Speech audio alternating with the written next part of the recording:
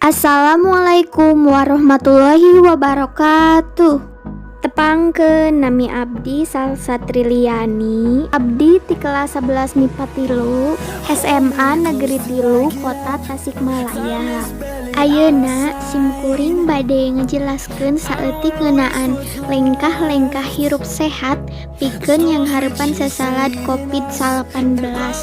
Naon sih nu dimaksud COVID-19 teh? COVID-19 eta singetan tina coronavirus disiase 18.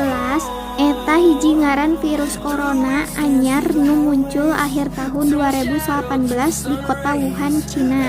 Di Cina terus nyebar ka ampir kabeh nagara di sakuliah dunia, kaasup Indonesia. Hal ieu nyababkeun sababarahan nagara maksakeun ngalaksanakeun kawijakan lockdown pikeun nyegah panyebaran sasalad COVID-19.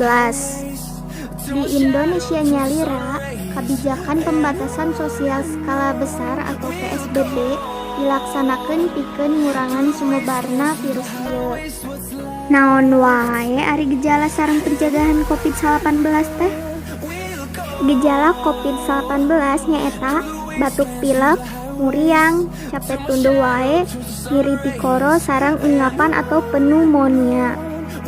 Pancegahan COVID-19 diantawisna kahiji kumbah panangan nganggo sabun atanapi hand sanitizer utamina saacan sareng saatos tuang. Kadua, nalika batu katanapi bersin, tutup lambe nganggo tisu atau panangan bagian jero. Katiluna nyaeta jagi kebersihan lingkungan. Kaopat, jauhan komunikasi jarak caket. Kalima, lakukeun olahraga.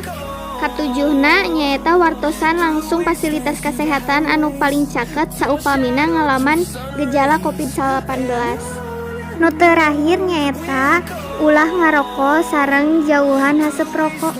Sakitu nu kapihatur, mugi aya manfaatna.